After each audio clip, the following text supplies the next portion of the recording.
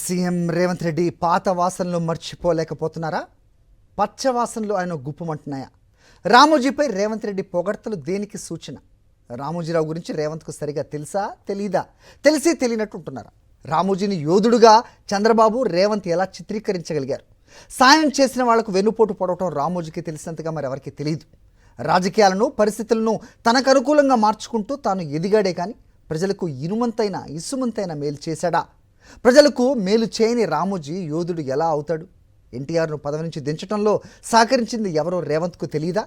మరి రేవంత్ రెడ్డి మాటలు చూస్తుంటే ఆయన పాత వాసనలు మర్చిపోయినట్టు లేదు అంటున్న సీనియర్ జర్నలిస్ట్ కేఎస్ఆర్ విశ్లేషణ. ఫలానా వారికి మంత్రి పదవి ఇవ్వాలని ఎప్పుడూ చంద్రబాబుకు చెప్పలేదని ఈనాడు గ్రూప్ అధినేత దివంగత రామోజీరావు ఒక సందర్భంలో తనతో అన్నారని తెలంగాణ ముఖ్యమంత్రి రేవంత్ రెడ్డి వెల్లడించారు.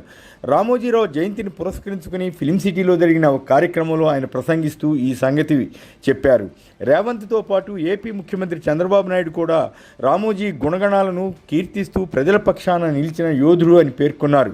సాధారణంగా ఇలాంటి ఫంక్షన్స్లో ప్రశంసిస్తూ ప్రసంగించడం సహజమే. కానీ అవి అతిశయోక్తులుగా కనిపించినప్పుడు, అంత నమ్మదగినవిగా లేనప్పుడు, వాస్తవాలకు దూరంగా ఉన్నప్పుడే చర్చనీయాంశం అవుతాయి. 2009 శాసనసభ ఎన్నికల ఫలితాలు రావడానికి నెల రోజులు గడువుందనగా టీడీపీ, టీఆర్ఎస్, సిపిఐ, సిపిఎం కూటమి గెలుస్తుందన్న అంచనాతో సీఎంగా చంద్రబాబు నాయుడు అవుతారన్న నమ్మకంతో ఆ రోజుల్లో టీడీపీలో ఉన్న రేవంత్ మరో 3 నేతలు రామోజీని కలిశారట. ఆ సందర్భంలో వీరు ప్రస్తావన చేయడానికి ముందే తానెప్పుడూ పలానా వారికి మంత్రి పదవి ఇవ్వాలని చంద్రబాబు చెప్పలేదని రామోజీ అన్నారట. మంత్రుల కన్నా ఎమ్మెల్యేలుగానే రాణిస్తారని, తన దగ్గరికి వచ్చేవారికి సూచిస్తానని ఆయన చెప్పారని రేవంత్ వివరించారు. రామోజీ ఏం చెప్తే అది చంద్రబాబు వింటారన్న అభిప్రాయమో నమ్మకమో లేకుండా వీరు వెళతారా?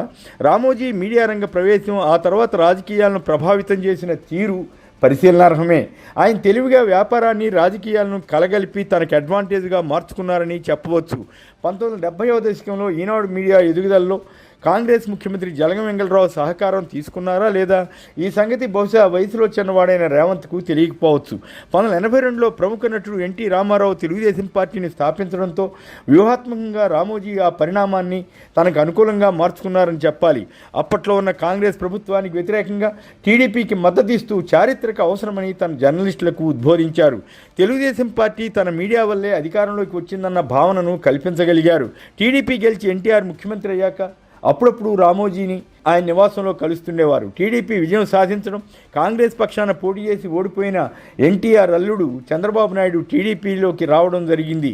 అప్పట్లో చంద్రబాబుపై కూడా ఈనాడు మీడియాలో కొంత వ్యతిరేక కథనాలు వచ్చేవి.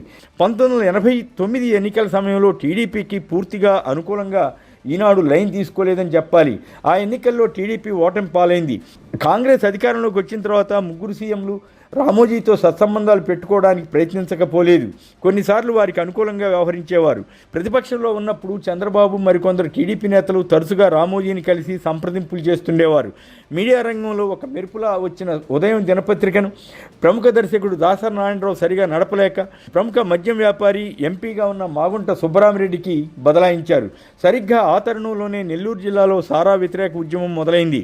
దాన్ని పరిగణలో తీసుకుని ఆ ఉద్యమానికి మద్దతు ఇచ్చారు రామోజీ. ఈనాడు మీడియాలో నిత్యం కొన్ని పేజీలు కేటాయించి సారా వ్యతిరేక ఉద్యమ వార్తలు ఇస్తుండేవారు. ఆ క్రమంలో కోట్ల ప్రభుత్వం సారాన్ని నిషేధించాలని నిర్ణయం తీసుకుంది. దాంతో ఆ ప్రచారం ఆగుతుందని ఆయన భావించారు. కానీ రామోజీ ఆపలేదు. సంపూర్ణ మద్య నిషేధం చేయాలన్న డిమాండ్తో వార్తలు ఇచ్చేవారు. అప్పటికే మాగుంట మద్యం వ్యాపారంలో ఉండడంతో ఆ డబ్బుతో పత్రికను సక్సెస్ చేస్తే తనకు నష్టమని ఆయన భావించే ఇలా సంపూర్ణ మద్య నిషేధం ఎత్తుకున్నారన్నది పలువురు భావనగా ఉండేది. ఇంతలో ఎన్టీఆర్ ఇదే నినాదంతో జనంలోకి వెళ్ళారు. 1994లో అన్నీ కలిసి వచ్చి ఎన్టీఆర్ మళ్ళీ ముఖ్యమంత్రి అయ్యారు. ఇక్కడ ఇంకో సంగతి చెప్పాలి. ఒక దశలో రామోజీరావు సొంతంగా పార్టీ పెడితే ఎలా ఉంటుందన్న ఆలోచన కూడా చేశారు. దాని ఆనుపాలన మీద అభిప్రాయ సేకరణ కూడా చేశారు. కానీ ఎందువల్ల ఆయన దాన్ని ముందుకు తీసుకెళ్లలేదు. 1994లో తెలుగుదేశం పార్టీకి భారీ మెజారిటీ వస్తుందని రామోజీ ఊహించలేదు. కొన్ని సీట్లు తక్కువ వస్తే ప్రత్యామ్నాయంగా రాజకీయం ఎలా చేయాలన్న దానిపై చంద్రబాబు వంటి వారితో చర్చలు జరిపారని ఆ రోజుల్లో వినిపించేది. కానీ అనూహ్య స్థాయిలో ఎన్టీఆర్ గెలిచారు. రామోజీతో తిరిగి ఎన్టీఆర్కు సత్సంబంధాలు కల్పించేందుకు ప్రయత్నాలు జరిగాయి. తదుపరి టీడీపీలో జరిగిన పరిణామాల్లో చంద్రబాబు వైపు రామోజీ కొమ్ము కాశారు. ఆ క్రమంలో ఎన్టీఆర్ను పదవీచ్యుతుడిని చేసి చంద్రబాబు ముఖ్యమంత్రి అవడంలో రామోజీ ముఖ్య భూమిక పోషించారని అంటారు. చంద్రబాబు సీఎం అయ్యాక రామోజీ ఏమనుకుంటే అది జరిగేదన్నది ఎక్కువ మంది అభిప్రాయం. ప్రతివారం రామోజీ ఇంటికి చంద్రబాబు వెళ్ళేవారు. ఇద్దరూ చర్చించుకునేవారు. ప్రభుత్వ పార్టీ విషయాలు మాట్లాడుకునేవారు. ఈ నేపథ్యంలో చంద్రబాబుకు మంత్రుల పేర్లు సిఫారసు చేశారా లేదా అన్నది చర్చ కాదు. స్వతంత్రంగా ఉండవలసిన మీడియాను ఒక పార్టీకి అనుబంధంగా మార్చడం సరైనదేనా? ఇష్యూల మీద రాయడం వేరు, ఇండిపెండెంట్ మీడియా ముసుగులో ఒక పార్టీ కొమ్ము గాయటం వేరు. ఈ సంగతి అంతా గమనించాలి. చంద్రబాబు నాయుడు క్యాబినెట్లోకి రామోజీ ఎవరికీ సిఫారసు చేయలేదన్నది మాత్రం అంత సత్యం కాదు. చంద్రబాబు మద్య నిషేధం ఎత్తివేసిన ఒక సంపాదకీయం రాసే సరిపెట్టుకోవడంలో ఆయనకు ఉన్న హోటళ్లు, రామోజీ ఫిల్మ్ సిటీ వ్యాపార ప్రయోజనాలు, అలాగే చంద్రబాబుతో ఉన్న సంబంధాలు కూడా కారణంగా భావిస్తారు. రింగ్ రోడ్లో తన భూమి కొంత కోల్పోవలసి వస్తోందన్న కోపంతో ఆనాటి కాంగ్రెస్ ముఖ్యమంత్రి వైఎస్ రాజశేఖర రెడ్డిపై పలు వ్యతిరేక కథనాలు, సంపాదకీయాలు ఇచ్చారని ఆ రోజుల్లో కాంగ్రెస్ నేతలు విమర్శించేవారు. ఒక సందర్భంలో ఉల్టా చోర్ కొత్వాల్కే డాంటే అంటూ సంపాదకీయం రాయడం కాంగ్రెస్లో తీవ్ర ఆగ్రహాన్ని తెప్పించింది. ఆ సమయంలోనే రామోజీ మార్గదర్శి ఫైనాన్స్లో చట్టవిరుద్ధంగా డిపాజిట్ల సేకరణ అంశాన్ని కాంగ్రెస్ ఎంపీ ఉండవల్లి అరుణ్ కుమార్ వెలుగులోకి తీసుకొచ్చారు. దానిపై వైఎస్ ప్రభుత్వం విచారణకు ఆదేశించింది. అప్పటి నుంచి వైఎస్ కుటుంబంపై రామోజీ పగబట్టినట్లు వ్యవహరిస్తూ వచ్చారు.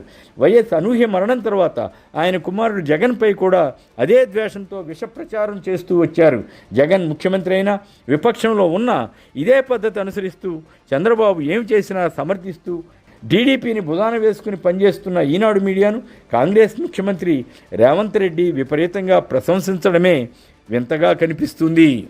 సాక్షి టీవీ ప్రసారాలను నిలిపివేయడం చట్టరీత్యా నేరం. సాక్షి టీవీ ప్రసారాల కోసం మీ స్థానిక కేబుల్ ఆపరేటర్ని వెంటనే సంప్రదించండి. డిటిహెచ్లో, ఇంటర్నెట్లో కూడా సాక్షి టీవీ ప్రసారాలను వీక్షించవచ్చు.